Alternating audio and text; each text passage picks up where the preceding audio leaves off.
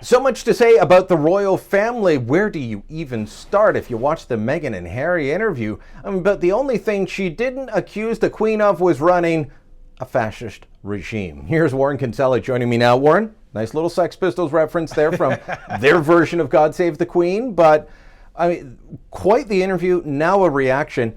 To me, beyond what was in the interview, this is making, I think, a lot of Canadians say, what's the point? Why do we have these people anymore? Yeah, and I mean, that happens whenever there's a controversy with the royals, but we seem to be having a lot of controversies with the royals with some greater frequency these days. Like, I don't know how Harry and Meghan come back from that, you know, accusing unnamed people, and that's not very fair, of racism. Yeah, but we all think it's Chucky anyway. Nobody thinks bad thoughts of the Queen. The Queen's great. But Charles and her other kids, like Andrew, lots of problems there. I hear he's fun at parties, knows where all the girls are. But look, outside of the Queen, does anybody like the remaining royals? Well, you know, I was joking with somebody today, and not entirely joking, that if I were the Queen, I think I might have my children all put to sleep because they cause her so much trouble. But as you know, Brian, you know, I had the great honor working for Mr. Chrétien, and Jean Chrétien is part of a small circle of advisors to the Queen. You know, they're usually former Commonwealth prime ministers. And, you know, of course, he doesn't disclose anything that is discussed. And I said to him, what is she like? And he said to me, she is one of the smartest political strategists. She is a survivor. She is always thinking ahead. And when you think of it, she's the longest lasting politician or political figure in Western democracy. She really is remarkable. Well, and I think so, you know, but I look at the Daryl Bricker poll from Ipsos a couple of weeks ago. People are good with Queen Elizabeth. They're not sure about the next generation taking over. And I think this interview, the claims of racism, and I think that was clearly a shot at Prince Charles, all the mess that goes with it, I think just makes people say, do we want these guys in charge? Is there another way? I'm a reluctant monarchist in that I like our system the way it is.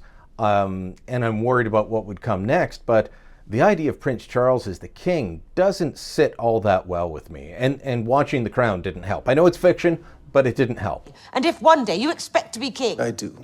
...then might I suggest you start to behave like one?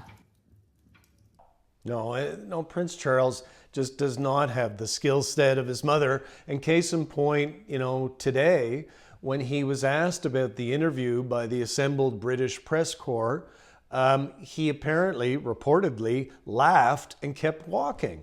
And it's like, hey, Chuck, that's not how you handle a situation like this.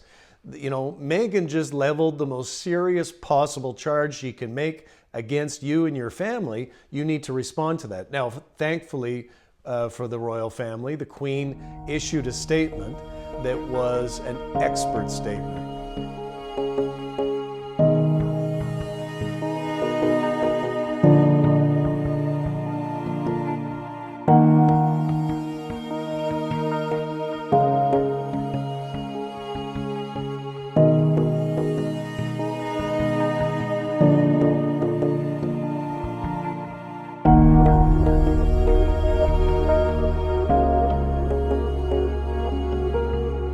That's how you do it. That's what the Queen did. Charles, not so much. Okay, but does it matter that he went to visit a COVID vaccination clinic at a historic black church in London, a place where the majority of the congregation are black Britons?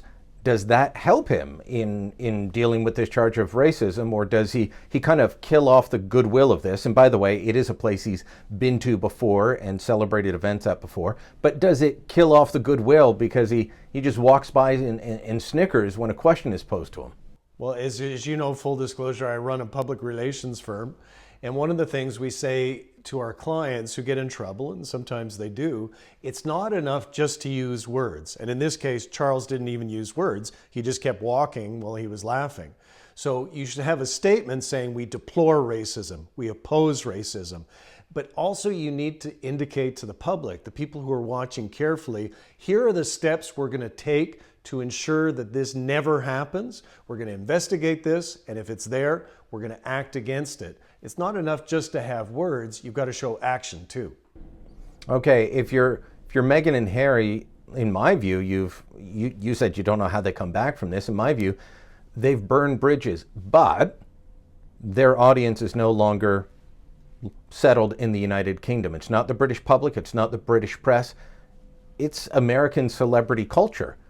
And from a PR standpoint, in my view, they hit it out of the park with Oprah, because while there's a lot of backlash against the interview in the UK, Americans seem to mostly view it favorably.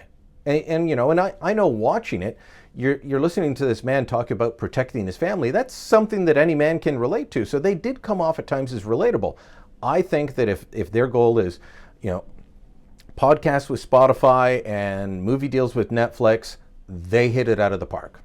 Yeah, but the thing is, and we've seen this with our own prime minister, when you take an actor and you put them in a position of authority, as soon as the camera comes on, they're acting. They're not. So I felt that she was overly dramatic and perhaps melodramatic. She may have been telling the truth about some things, but I really did think that she was unfair making that allegation about racism without naming names. At the very least, those people in the black community in Britain are entitled to know, well, who are we talking about? Who in this family that's partly supported by the British taxpayer, who's a racist? And she didn't do that, and it's just allowed it to fester. And as you say, it's pretty hard to come back from that. It's also a very vague allegation. We'll end on this. It was a very vague allegation. It's about how dark his skin might be when he's born. She wasn't forthright in saying that it was negative. In fact, at one point, Oprah tried to press her a little bit, and it was another vague answer. So,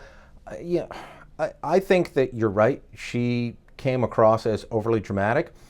Bizarrely, the guy who actually grew up in the palace seems much more relatable than Meghan Markle, who did not grow up in a grandiose setting. Yeah, and let's face it, he's probably been in front of a camera many more times than her. The highlight of her career so far is what, Suits, and then marrying this guy, whereas he has been in front of the cameras in situations going back to the tragic death of his mother many times. So, what you're looking at when you look at him is a bit of an old pro about knowing how to handle the press, and that particular beast, the British tabloid press. So, he, I think, is a pretty good communicator and pretty good at getting his message out. But, this family, I think they're irreparably damaged by this interview.